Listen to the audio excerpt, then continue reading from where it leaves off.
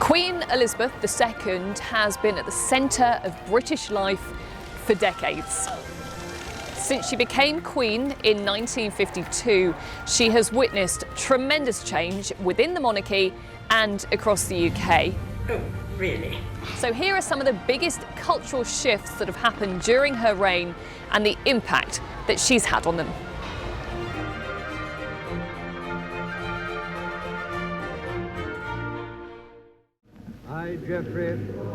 Queen Elizabeth II's coronation in 1953 was groundbreaking. Previously, only the upper classes were deemed fit to watch such an event, but Prince Philip and Queen Elizabeth realised that broadcasting the coronation would break down class barriers. The Queen's decision to allow cameras in for her coronation was hugely controversial, and the government were vehemently against it. But it went ahead and actually revolutionised the way that the monarchy interacted with the media. The little prince saw his father pronounce the words of The event was watched by 27 million people in the UK and millions more around the world.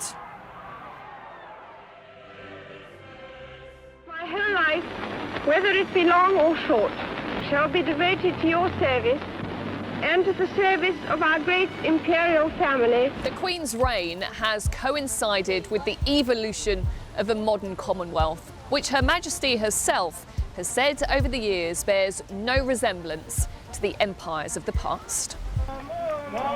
When Elizabeth II began her reign, Britain had a large overseas empire with more than 70 colonies abroad. But it was an empire in decline, and the years that followed saw several countries gain their independence from Britain. From the independence of Ghana in 1957 to the handover of Hong Kong in 1997. During this process of change, the Queen provided continuity and an understanding of Britain's new role in the world. Today, the Commonwealth is a voluntary association of 54 countries who all work together to promote shared interests. The Queen has navigated evolving relationships with new countries and has been an ambassador for Britain around the world, symbolising unity and friendship. Thank you, Mr. Prime Minister of Canada, for making me feel so old. Public royal engagements almost always involve meet and greets with the public now. Princess Diana, William and Kate, and Harry and Meghan have all charmed well-wishers who came out to see them. It's hard to believe that those walkabouts didn't happen until Queen Elizabeth II's reign. Before that, monarchies were famously inaccessible and rarely came into contact with their subjects.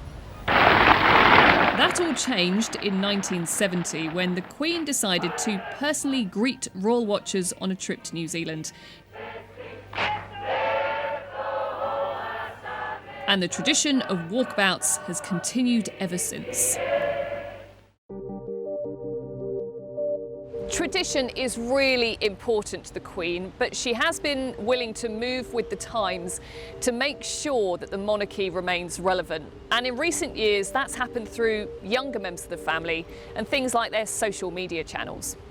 In the past, divorce was taboo, and Queen Elizabeth's uncle, Edward VIII, was forced to abdicate the throne due to his relationship with divorcee Wallis Simpson. At the time, England's Prime Minister argued that a divorced woman with 2 living ex-husbands was politically and socially unacceptable. But attitudes towards divorce have changed, and the Queen's children have been allowed to remarry. In some ways, Harry and Meghan's wedding probably best symbolised this new vision for the monarchy as they broke with a number of different traditions. Meghan walked herself down the aisle, the couple had a gospel choir, and it was the first time an American bishop had spoken at a royal wedding. Harry and Meghan would go on to step down from royal duties and accuse the royal family of making racist comments about their son Archie, forcing Prince William to go on the defence. Let me know, is the royal family a racist family, sir? No, we're very much not a racist family. Although Harry and Meghan didn't directly criticise the Queen in their tell-all interview with Oprah Winfrey, their comments threatened that image of a modern monarchy. As society and the media have become less deferential towards the monarchy, they have in some ways had to become more accountable to the public. Who can forget in 1997 when they were so heavily criticised for how they handled the death of Princess Diana? Despite a national outpouring of grief, the royals did not fly a Union flag at half-mast over Buckingham Palace, and there was at first no public message from the Queen.